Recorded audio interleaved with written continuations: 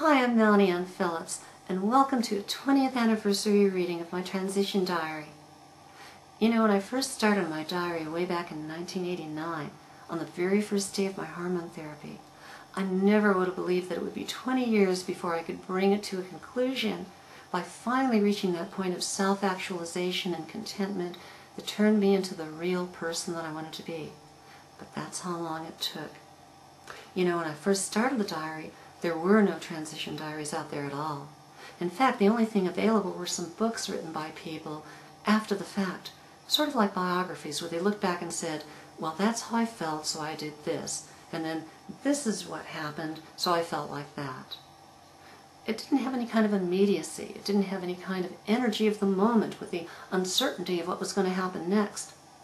At the time, I was working in my career as a writer, producer, director in the film industry, and I thought, what a great idea for a writer to write perhaps the most passionate experience I'll ever have, to document this journey step by step as it occurred, being completely frank and with that uncertainty in front of me, so I didn't know what was going to happen next. So the diary, I thought, would start out maybe just 100 pages, a couple of 100 pages up through surgery. Had surgery and realized I still had something to say.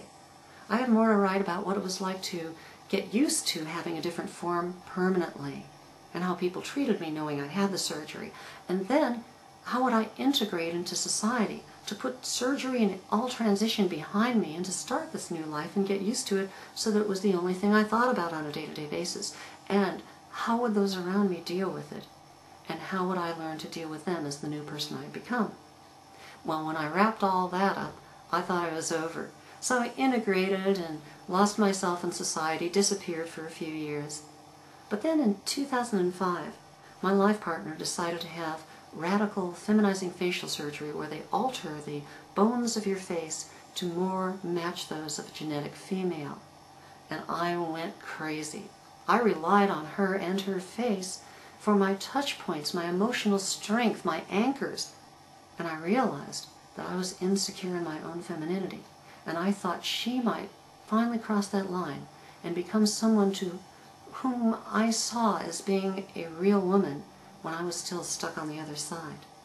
And in fact, when she finally had the surgery, that's exactly what happened. Tore my heart out. Totally destroyed my world.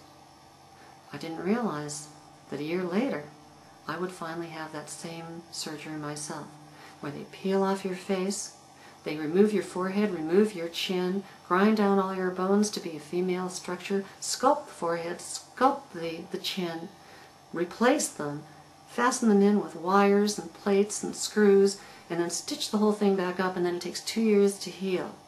And it hurt, it was expensive, but it was still the best decision I ever made for my life, because people treat you differently when the structure of your face is changed in millimeters so that it matches that of all women, instead of still having an underlying structure, no matter how pretty you are, that matches that of men. There's a subliminal difference, and the inner relationships with men and women are so different that I never imagined there was anything beyond what I had after almost 20 years of living in that role. But it's a different world now. And that's when I said, let me go back to my diary. Let me now bring this to a conclusion, now that I've finally dealt with all of these elements and found that peace, and let me go back and share it by doing something no one else had ever done.